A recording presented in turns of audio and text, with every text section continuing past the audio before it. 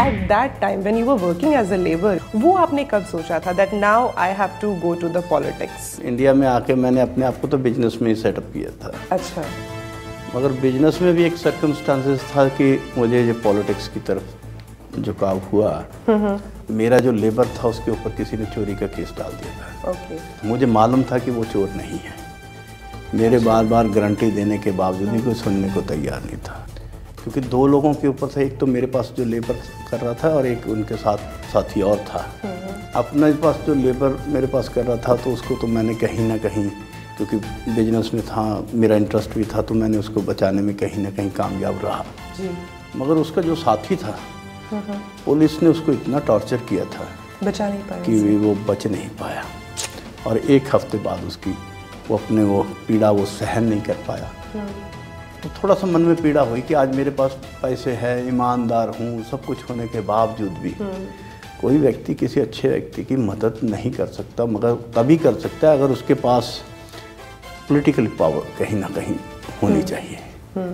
तो मैंने ये सोचा है कि अगर हमने समस्या से लड़ना, राजनीति को चुनना ही है तो किसको चुनूं, ये भी ध्यान में, इसके लिए भी मैंने अपना पूरा ध्यान लगाया। क्योंकि अगर समस्या मेरी पंजाब में है तो वही समस्या अगर मेरी केरला में भी है, वैसी समस्या गुजरात में भी है, वैसी आंध्रा में भी, तमिलनाडु, सभी जगह है। तो इसके लिए पहले तो ये है कि हमारे पास नेशनल पार्टी होनी चाहिए, ये था। अगर मेरे रिलेशंस या कम्युनिटी बेस पे देखें तो बहुजन समाज पार्टी में लोग थे, या हमारे लोग जो है वो कांग्रेस पार्टी में थे। सत्ता में का अकाली दल थे। जिस गांव में रहता हूँ वहाँ दूर दूर तक तो भाजपा का नाम भी नहीं लेता था। कांग्रेस को देखा कहीं भी वो लोगों की डिमांड को पूरा करने में सक्षम नहीं थी। हाँ, अपने स्वार्थ को पूरा करने में वो कहीं ना कहीं सक्षम मुझे दिखाई दी। तब भी दिखाई दिया? तब भी दिखाई दिया। कहूँगा कि मेरे पैरामीटर के ऊपर वो ईमानदारी नाम के ऊपर वो खरी नहीं उतरती।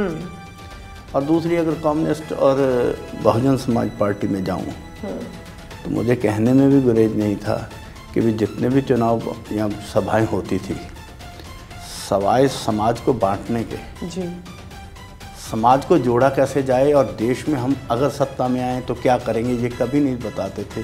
कभी उन्होंने चुनाव में वाइट पेपर नहीं जुड़ा, कभी उनका मैंने वो मैनिफेस्टो नहीं देखा। सिर्फ रैली और थैली का काम जरूर चलता था, जिस कारण वो मेरे पैरामीटर पे भी नहीं आ रहे। Okay, then why BJP on your parameter? मैं वही कहने लगा हूँ कि भारतीय जनता पार्टी को लोग अनुसूचित जाति के पैरेलल गिनते हैं, जब हकीकत में बहुत अंतर है। जब मैंने ये स्टडी करना शुरू किया तब ध्यान में शायद बहुत सारे लोगों को नहीं मालूम कि 1952 में जनसंघ और रामराज परिषद का आपस में सुमेल हुआ था, यानी गठबंधन हुआ था। ओके।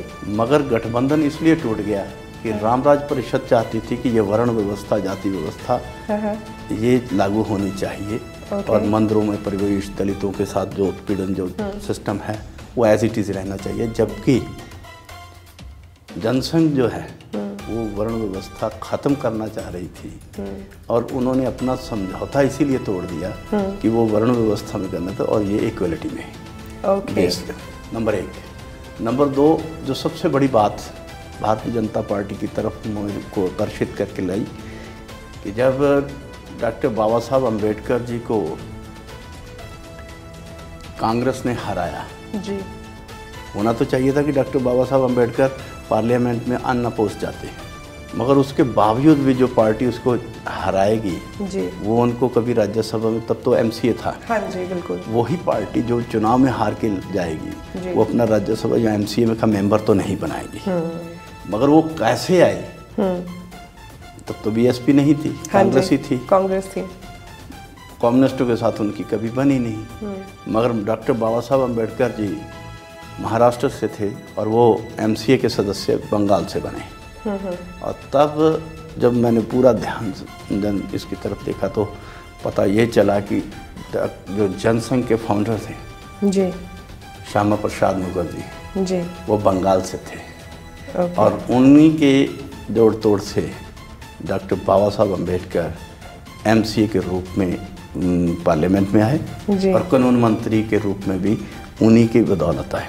और जब उनका चुनाव चल रहा था तो दत्तोपंत ठेंगड़ी जी आरएसएस के बहुत बड़े प्रचारक भी रहे और लेबर लीडर भी रहे, उन्होंने उनकी सपोर्ट बहुत की थी।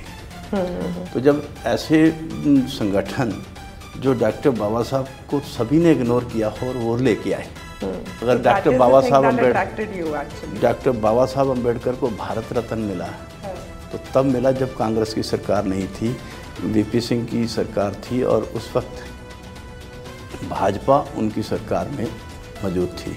और यही नहीं कि राजस्थान में भी आप देखना कि 8 एमएलए हमारे आए थे, मगर हमने जब जमींदारा प्रथा की बात कही थी तो एमएलए ने उसका विरोध किया था, मगर ये संगठन ऐसा है इन्होंने अपने सिद्धांतों के कारण उनमें से 6 एमएलए रिज़ाइन कर गए थे, वो स्वीकार कर लिया।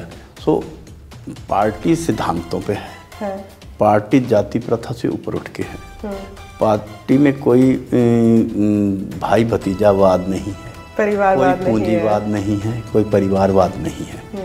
और आज भी अगर इसको देखें तो ये स्टेक बैठती है कि आज नहीं तो अगर किसी और पार्टी में होता तो शायद मैं इस मुकाम पे ही ना पहुंचता अगर भाई भतीजा। तो मुझे आज भी फ़ख्र है कि मैंने जो पार्टी को चुना है, भारतीय जनता पार्टी को, जो डिसीजन लिया है वो ठीक डिसीजन लिया है।